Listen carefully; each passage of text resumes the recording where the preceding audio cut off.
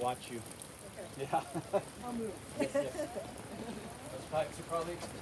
Yes, sir.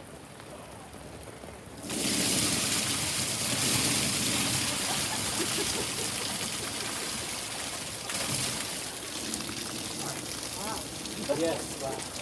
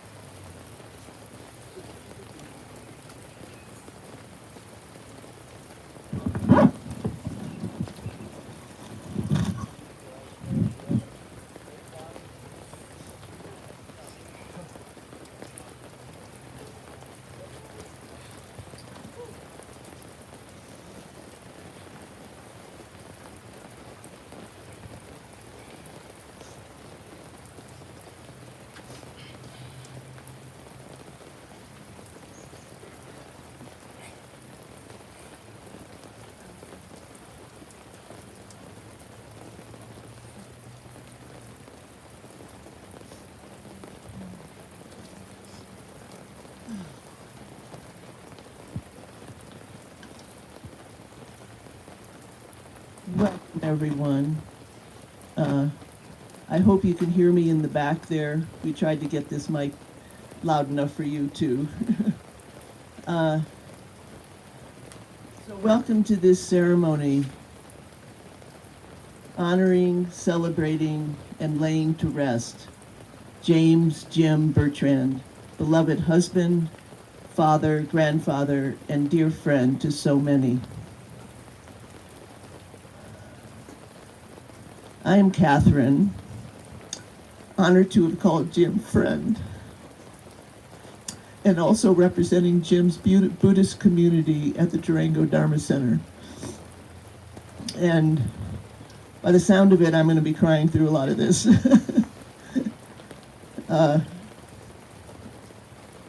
And I'd like to offer a warm acknowledgement of Jim's family here today. Jim's wife, Buddy, son Jim and his wife Carrie, and daughter Bonnie, her husband Aaron, and sons Brian and Alex. And also welcome to Jay, Jim's nephew, his family, and the many friends and family joining us on video. So welcome to you all.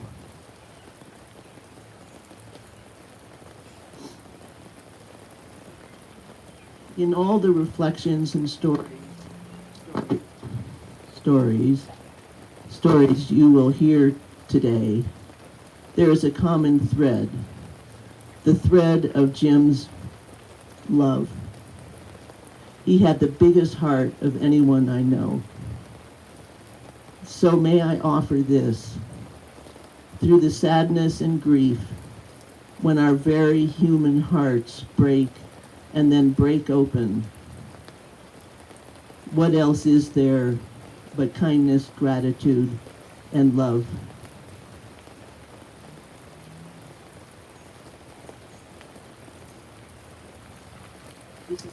This is a poem by Daphne Rose Kingman. Its title is, "It is Love That Fashions Us." It is love that fashions us into the fullness of our being, not our looks, not our works, not our wants, not our achievements, not our parents, not our status, not our dreams. These all are the fodder and filler and navigating fuels of our lives. But it is love. Who we love, how we love, why we love, and that we love, which ultimately shapes us. It is love, and after all, in the beginning and in the end, that creates us. Today, remembering this, let yourself acknowledge and remember the moments, events, and people who bring you, even momentarily, into a true experience of love, and allow the rest, the inescapable mundaneness of life, like a cloud, very quietly to drift away.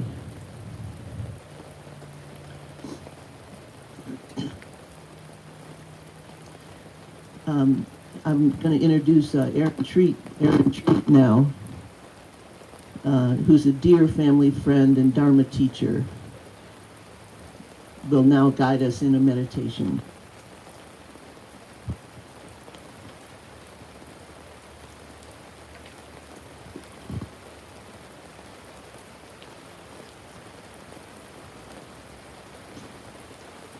I want to say a few words about the poignancy, the unmistakable poignancy with which we gather in a spirit of reverence and tenderness within the land that holds us as we behold this day that will forever be etched in our hearts.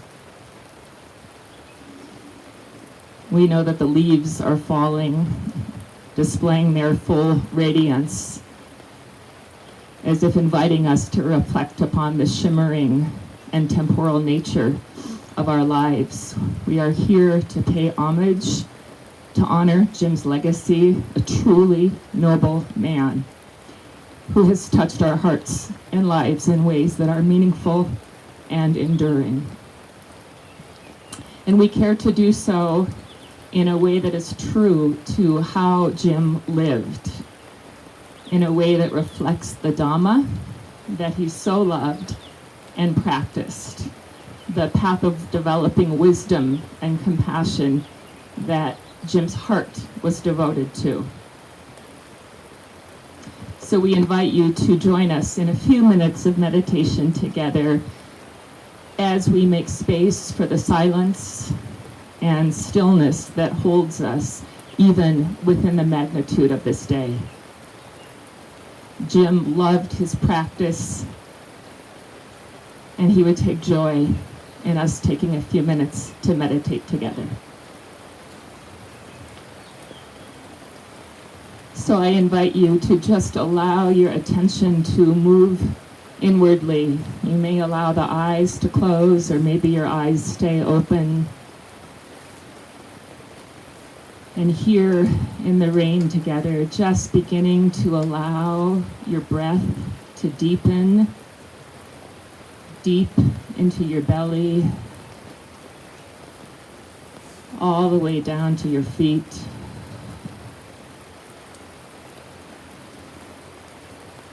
Feeling your breath moving like a silk ribbon that passes through your heart. The breath that brings kindness and gentleness.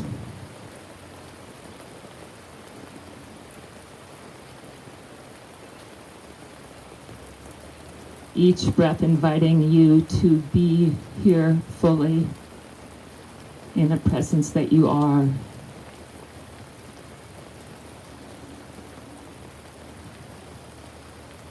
Together, sensing the support of the earth beneath you, the support of one another.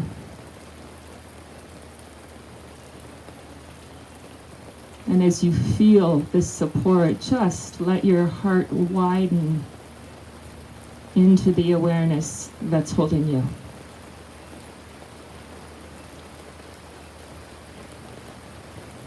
Just softening and widening into the presence of loving awareness as you feel the firmness and density of your body.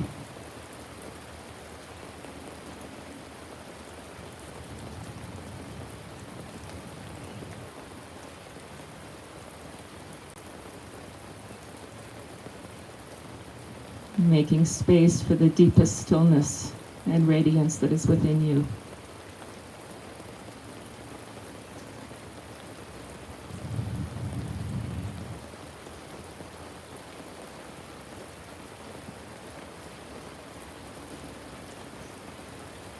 And in a few moments, you will hear the sound of a bell 3 times. And as you hear the sound of the bell, you might appreciate how much Jim enjoyed the sound of the bell. You might feel his presence, his spirit, and the life of his heart that resonates through the sound of the bell. Let your heart be as vast as the space that receives the sound of the bell that carries the spirit of Jim's life.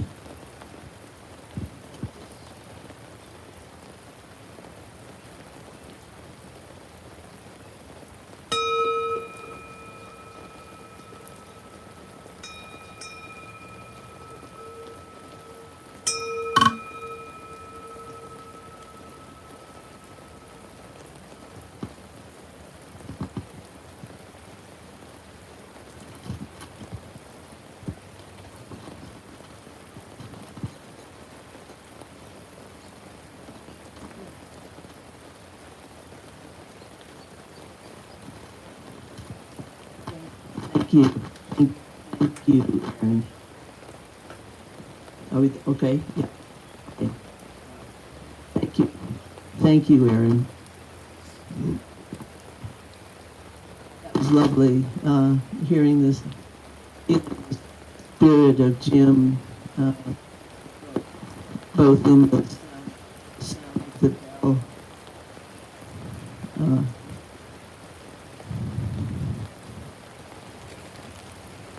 Keep trying.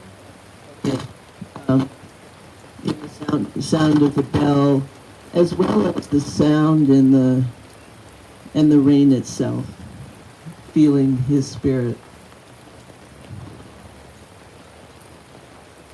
There was a significant, very significant poem to Jim's early life that was given to Jim by his father for Jim's high school graduation. This poem was a guide for Jim and the rest of his life.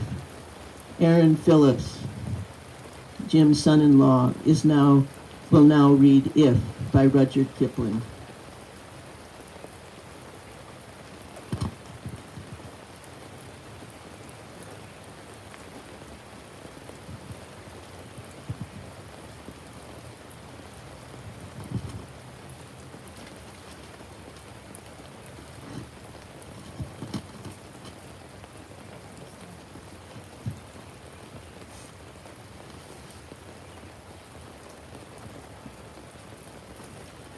If you can keep your head when all about you are losing theirs and blaming it on you, if you can trust yourself when all men doubt you, but make allowance for their doubting too, if you can wait and not be tired of waiting or being lied about, don't deal in lies, or being hated, don't give way to hating. And yet don't look too good nor talk too wise. If you can dream and not make dreams your master, if you can think and not make thoughts your aim, if you can meet with triumph and disaster and treat those two impostors just the same, if you can bear to hear the truth you've spoken, twisted by knaves to make a trap for fools, or watch the things you gave your life to broken and stoop and build them up with worn out tools. If you can make one heap of all your winnings and risk it on one turn of pitch and toss and lose and start again at your beginnings and never breathe a word about your loss. If you can force your heart and nerve and sinew to serve your turn long after they are gone, and so hold on when there is nothing in you except the will which says to them, hold on. If you can talk with crowds and keep your virtue, or walk with kings, nor lose the common touch, if neither foes nor loving friends can hurt you, if all men count with you, but none too much, if you can fill the unforgiving minute with 60 seconds worth of distance run, yours is the earth and everything that's in it, and which is more, you'll be a man, my son.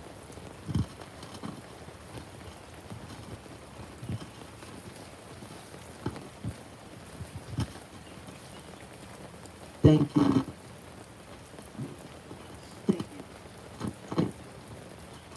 Thank you, Aaron and Buddy. Aaron.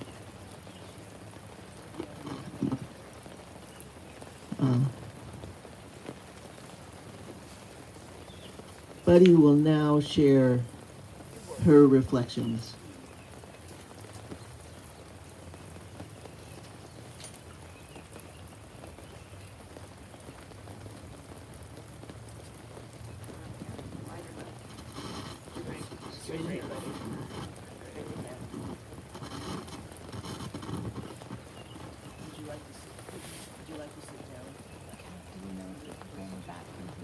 Yes, we did try.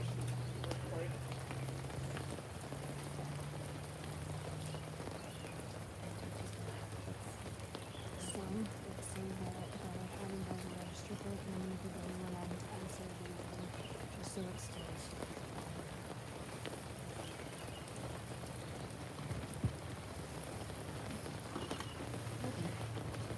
So let's test this.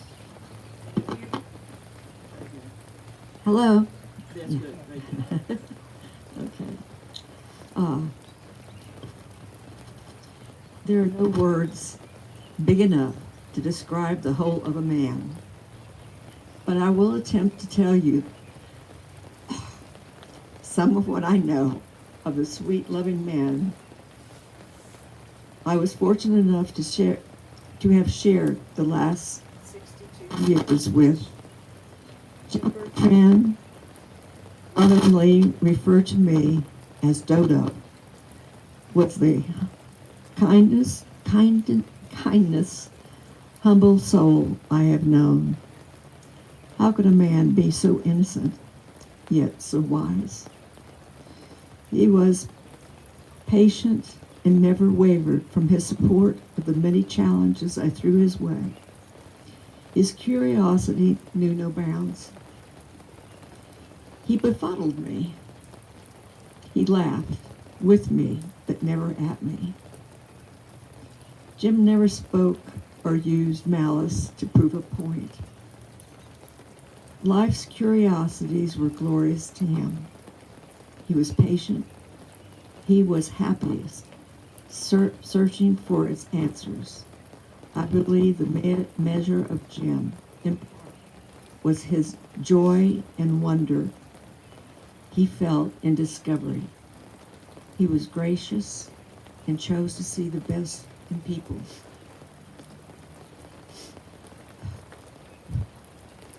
He was my friend, my love.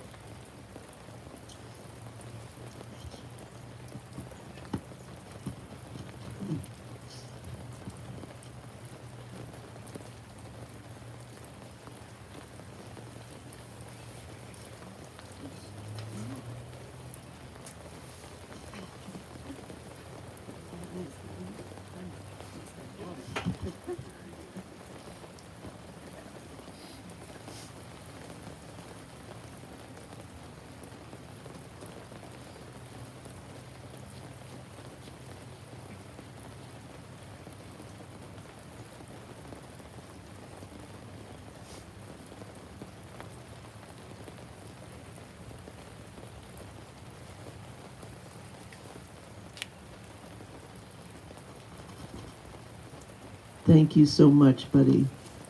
What a beautiful reflection on a beautiful man.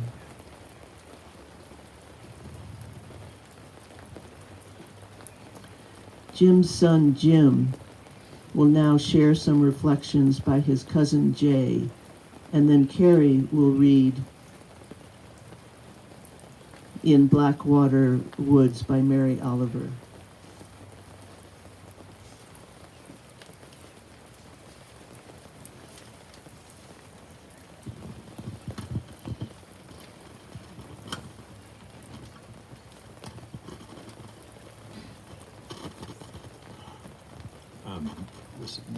This is a few words written by my cousin, my dad's nephew, Jay Chernosky,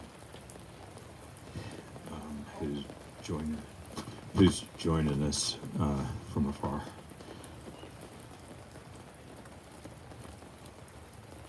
Jay said, I want to share a few personal thoughts about James Richard Bertrand. Uncle Jimmy was the younger brother of my mother, Bonnie Bertrand Chernosky, who passed away when I was only 2 years old. Needless to say, I don't remember my mother, but I have a lifetime of memories with Uncle Jimmy and Aunt Buddy. Despite the time commitment to become a prominent attorney with Vincent Elkins, he always found time to spend with me and my older brother, Marvin, when we were growing up. I do not remember life without Uncle Jimmy. We played tennis, golf, and basketball, and we even surveyed timber together. We went to most of the Houston Oilers home football games during the Love You Blue era in the Astrodome and cheered for the Houston Rockets at the Compaq Center. Uncle Jimmy was always there to help. As an adult, I enjoyed working with Uncle Jimmy on the family land and timber business. He taught me many practical, lifelong lessons that I carry today. Jim Bertrand was a great husband, father, grandfather, and uncle. He loved his family and lived his life to the fullest, always with a smile on his face and a helping hand for those in need. I will miss my Uncle Jimmy greatly, but I am comforted in knowing that he has now gone to a better place.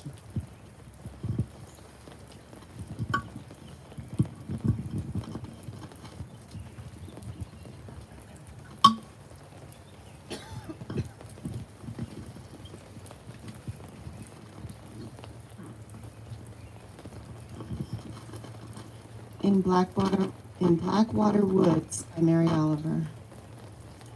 Look, the trees are turning their own bodies into pillars of light, are giving off the rich fragrance of cinnamon and fulfillment. The long tapers of cattails are bursting and floating away over the blue shoulders of the ponds. And every pond, no matter what its name, is nameless now.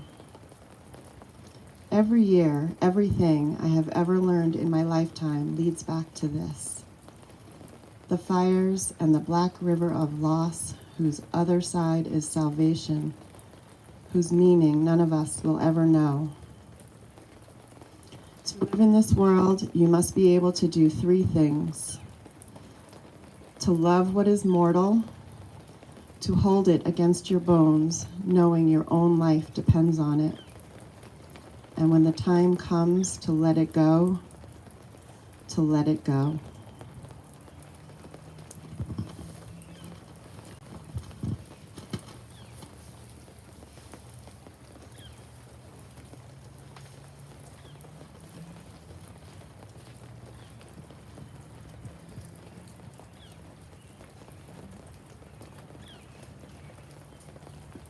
Thank you, Jim and Carrie.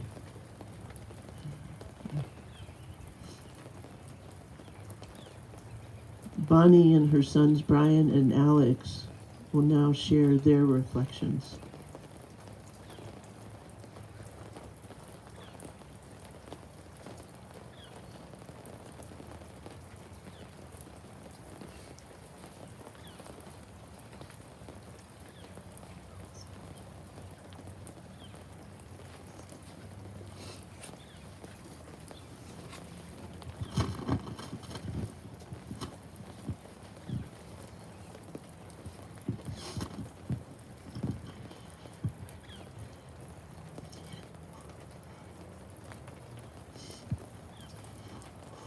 One of my first ever memories was riding on my grandfather's shoulders as we ran down to try to see the train in Galesburg, Illinois.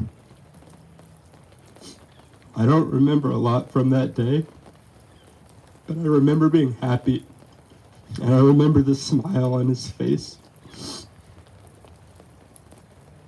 It's the same smile he had every single time he saw me, or my brother, or my family.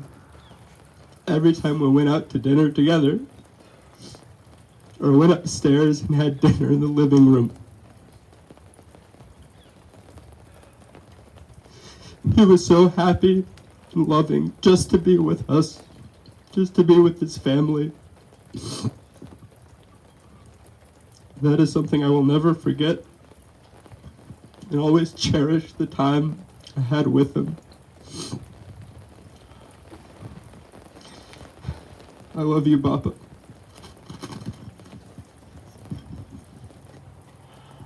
I wasn't really planning on saying anything when I got up here, but my grandpa, or well, what I called him, Papa. Oh Lord. Hello. When I called him Papa, I don't really know why I called him Papa, but it stuck and I loved it. He was, he was the type of grandpa that there was nothing he could have done any better. He was always there if I needed it. I was always a story under him. I could always go upstairs and just ask him anything. And I'll always miss him. I'll think of him forever. I love you, Papa.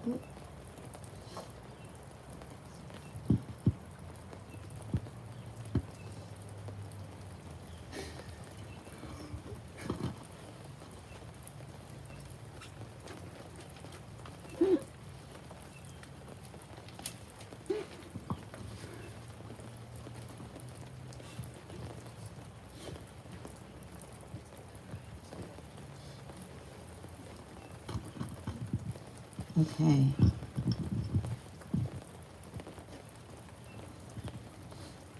Thank you all for being here with us in the rain.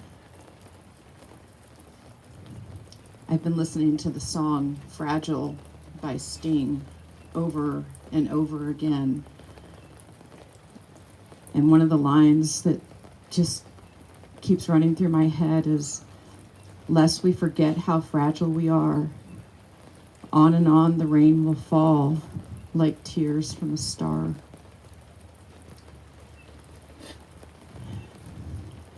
I was daunted, thinking of standing here and speaking to you all about my dad. But then I realized that I could speak about him by telling you what I know, because he was my dad. I know how to grow. I know how to be courageous and willing in the face of vulnerability. I know how to love completely, unconditionally, and joyfully. I know how to do things down to the tiniest detail, though sometimes it drove me crazy, and I drove him crazy with my fast pace. I know how to laugh at myself. I know how to put my head down and work hard and expect the best of myself. My dad was my home. He was with me in every single moment of my life, especially the worst ones. He never judged me, especially in those moments. I just knew I was loved and it was okay to be flawed.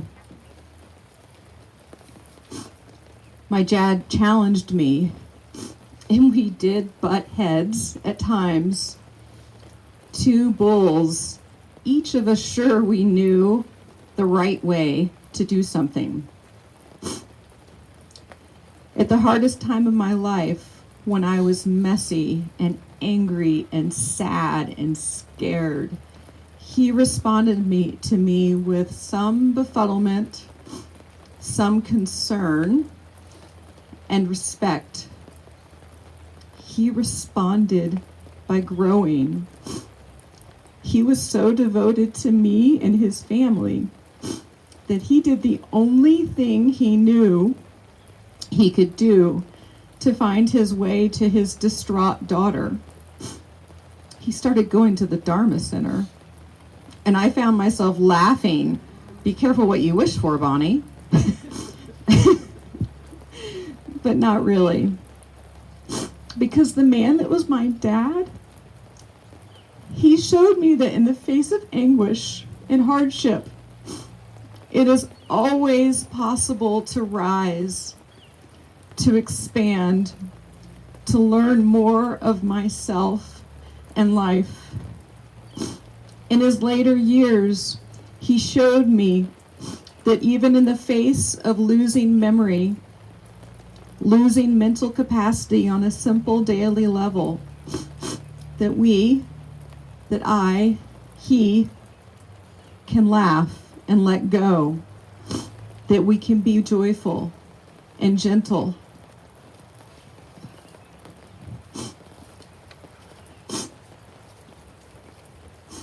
My dad had no sense of direction,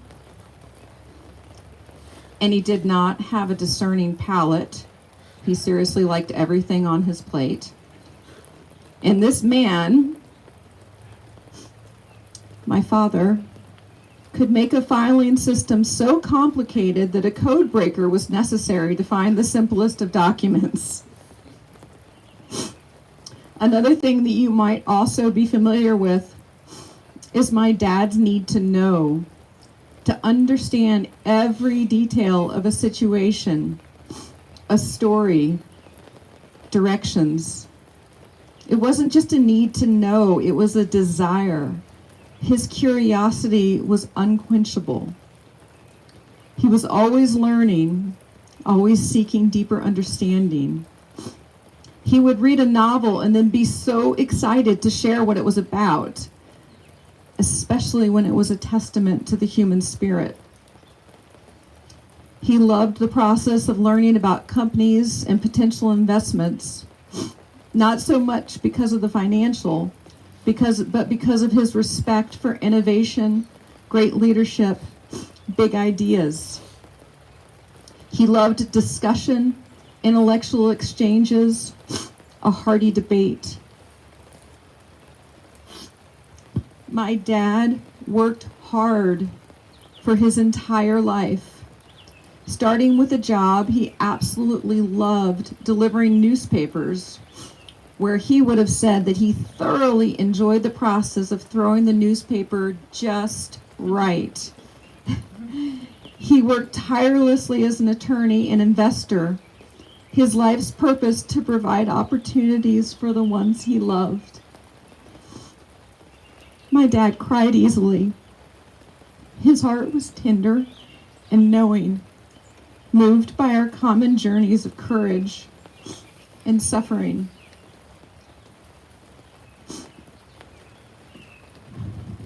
What else do I know? Because he was my dad. I know how to do a layup, how to reconcile a checking account, how to water ski. I know a million things because he was my dad. Mostly, I know I am loved. I know you all are loved. And I know I will miss him every second of every day for the rest of my life.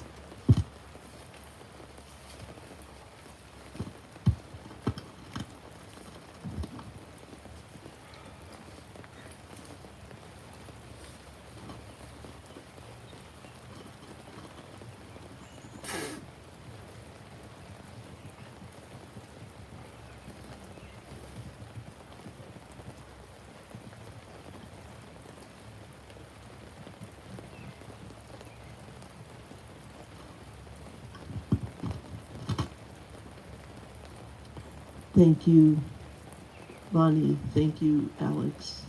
Thank you, Brian.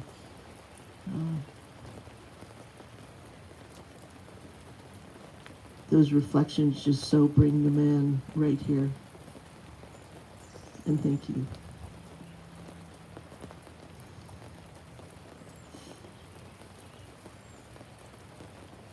We will begin concluding our ceremony with Claire Harner's poem,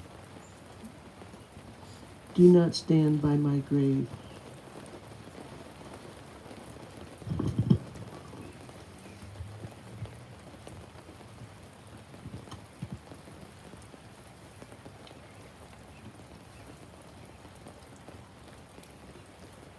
Do not stand by my grave and weep. I am not there.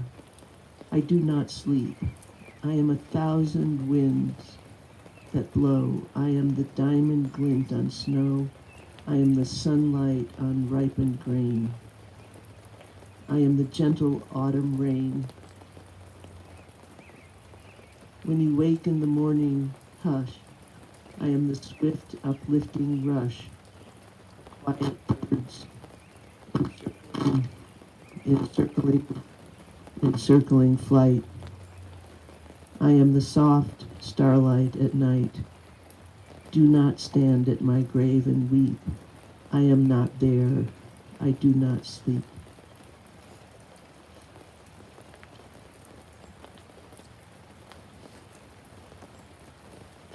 I keep hearing this bird over here.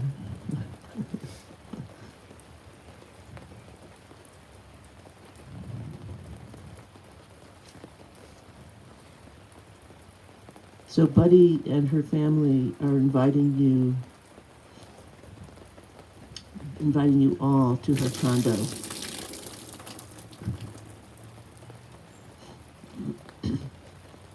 And the address is in the program to celebrate the life of Jim Bertrand.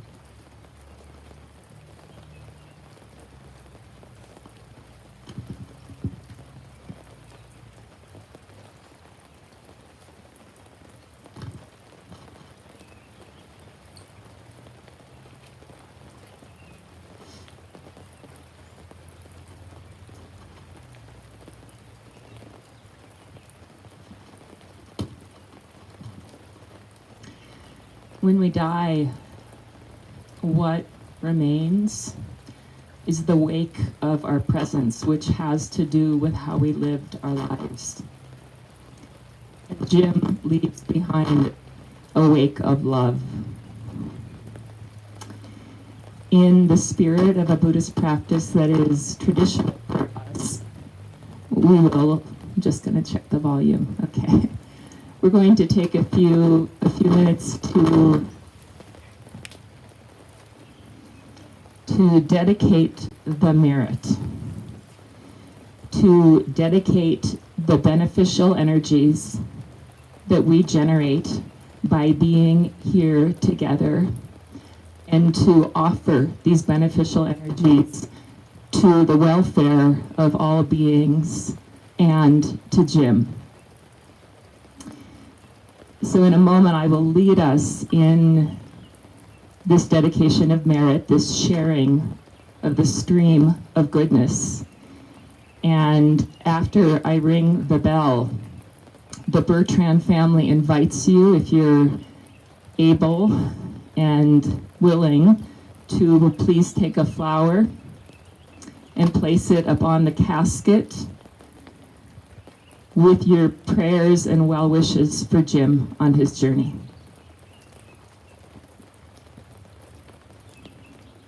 So please join me silently if you wish. Jim, may you know how very loved you are. May you feel our love for you. May your journey unfold with ease and peace. And may any suffering give rise to the great heart of compassion. Just sensing how your well wishes can flow, can begin to radiate out from your heart center in support of Jim's letting go into the great beyond. In the presence of the Buddhas and Bodhisattvas, the awakened beings through all the realms, may this goodness, the beneficial energies that you have accumulated, each of you in your lives, and that Jim has accumulated, may the stream of goodness arise as a nectar in your heart. And as you feel the nectar of your own goodness and all that you may offer, I invite you to share this with Jim directly, through the power of your intention, through the power of your heart. Jim, may you be safe and protected. May you be happy and peaceful. May you know all you have given us. May you rest in the great peace of your deepest nature, allowing your love and care just to pervade in all directions through all space and time, with Jim as the recipient. And through this goodness, may awakening arise spontaneously in our streams of being. May all obscurations and distortions fall away. May all beings be liberated from suffering and the stormy waves of birth, sickness, old age, and death. May the merit of our hearts be offered to Jim and his family. And may this merit be boundless so that our collective love and respect may be offered to Jim's journey and to his memory.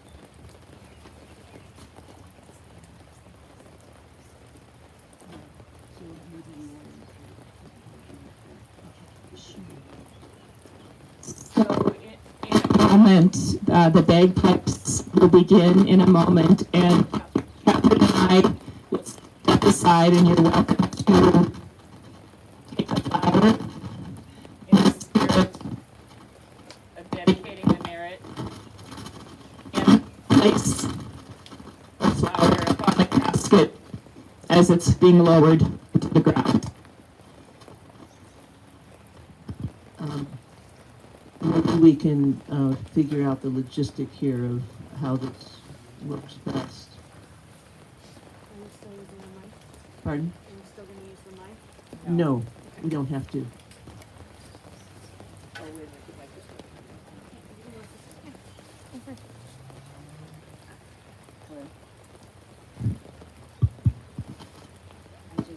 Hello. Okay, there it is. I just want to be really clear that we would absolutely love to have each of you join us.